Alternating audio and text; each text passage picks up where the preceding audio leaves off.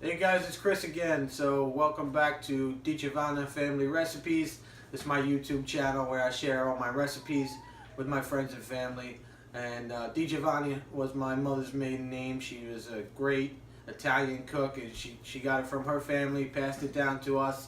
And one of the things that she made that was great, one of the best recipes was homemade pizza. So that's what I'm going to make today. It's the first day of the football season.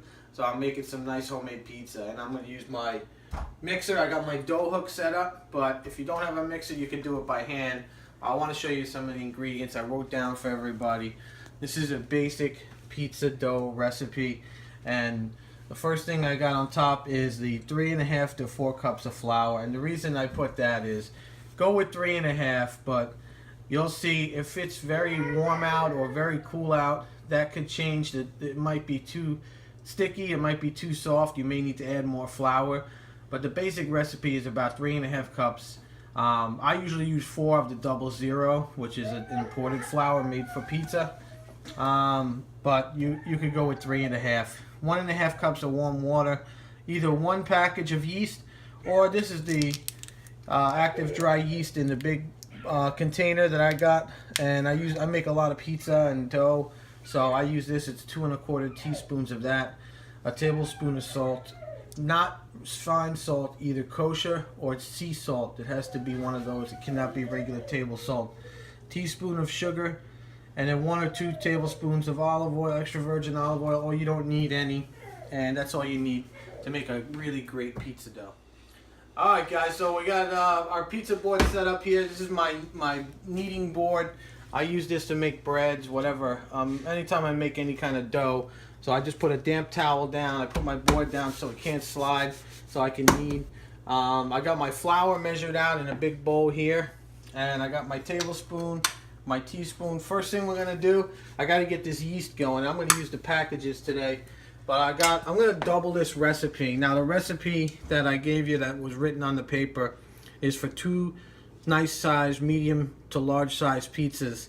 I make them smaller. I'm going to make 4 out of each recipe. I'm going to double the recipe. So I'm going to need 2 teaspoons of just regular sugar today. I'm going to put that in, and I'm just going to give it a mix. I want to try to dissolve the sugar a little bit. You don't want your water too hot. If it's too hot, you'll kill the yeast. And then I got, for a double recipe, I got 2 packages of the dry active yeast. That's going to go right in, and don't need to stir it. You don't really need to do anything. We're going to leave that alone and let the sugar do its job. The sugar basically feeds the yeast. The yeast will start to get activated. You'll see it gets foamy. But while that sits, I'm going to add my salt. So I got my kosher salt here into my flour. Now this is about 8 cups of the 00 pizza flour, which is a little bit finer flour, so you need a little bit more of it.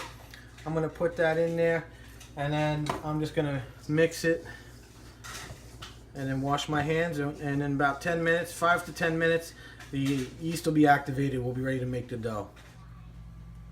Alright, so after about 5 minutes, literally 4 or 5 minutes, the yeast started to activate already, and you can see it's not like it used to be. Now it's all foamy, and that lets us know that the yeast is doing its job. So at this point, I'm going to add the olive oil, and it's about per batch, it's about a tablespoon or 2 tablespoons for this. This is a double batch. I'm going to eyeball it. I've done this so many times I don't need to really measure. And then I got my 8 cups of flour here. And if you were doing this by hand, if you don't have the machine, you'd want to add the water and the yeast to this bowl, and then start adding the flour 1 cup at a time and mix it with your hands until it comes together. So I'm just going to add this whole thing right in before I even turn it on. I'm try not to spill it. Okay. And then I'm going to mix this, and the dough is going to go right back in this bowl to rise. So let me turn this up. I'm going to put it on low. And I'm going to let it start to work and start to come together. Alright, so in less than 2 minutes already of mixing on low, and you can see the dough has come together. But I don't want to stop here. I'm gonna let this continue to go. I want the machine to knead the dough for at least another 8 minutes.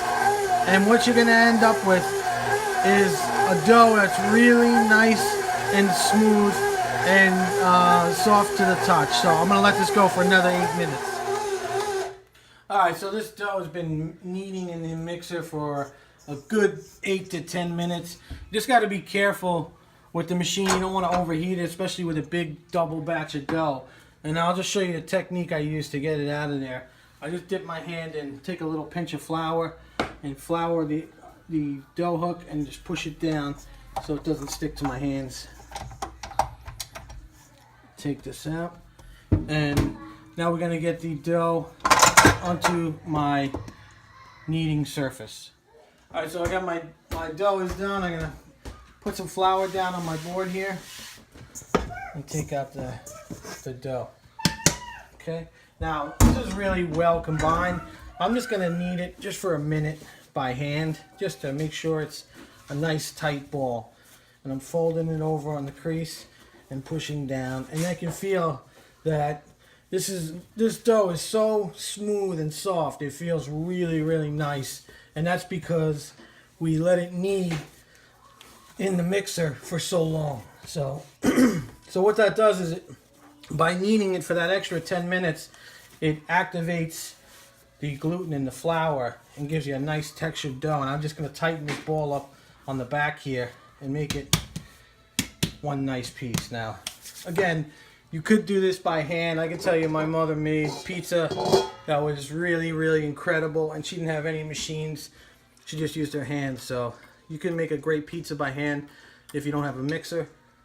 Some olive oil in the bowl, and then the smooth side down first. Spin it, get it coated with the oil, and then turn it over and get a nice coating of oil in there. I have 2 pieces of plastic because this is a wide bowl and a double batch of pizza, and I got 2 pieces of plastic side by side, and I'm gonna press it down and around the dough because I don't want the dough to be exposed to any air. You'll get a hard crust.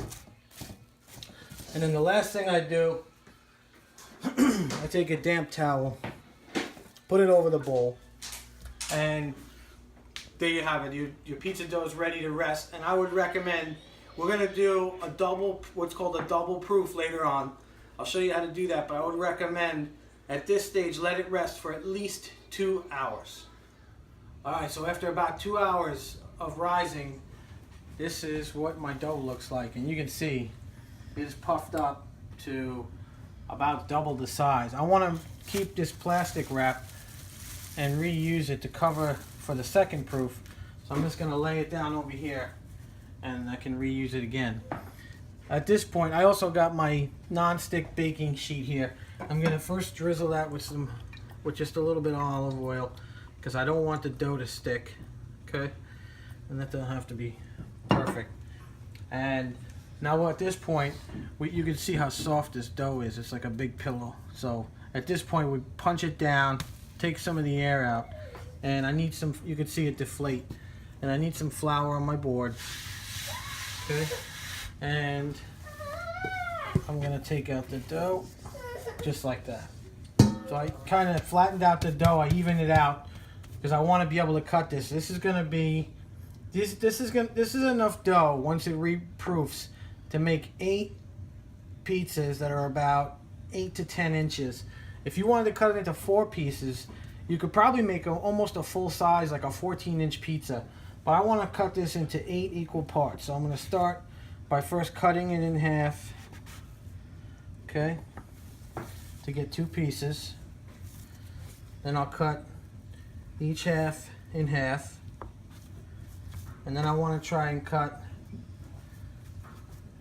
these quarters here in half, and I'm going to repeat 8 times this process. So at this point, I'm just going to fold the dough over and push it underneath, and I'm pushing up, see, into a nice ball. Looks like a mozzarella ball, and squeeze it and tighten it with your hands till it's nice and closed. And then I'm gonna roll it around in some of the oil and then flip it over. And I'm gonna repeat that process 8 times. So check it out. Look how nice these dough balls came out. So I got enough for 8 pizzas here. And you'll notice I tried to get them all equal size. They might not be exact, but listen, I'm not trying to put a man on the moon. I'm just making pizza here. So if you want to make it exact, you could weigh it out. You weigh the whole dough ball, divide it up in 8 equal portions and weigh to that amount. This works for me. I'm going to leave it like that. And now I'm going to take my plastic and I'm going to recover. Nice and neat. Tuck it in there. Okay.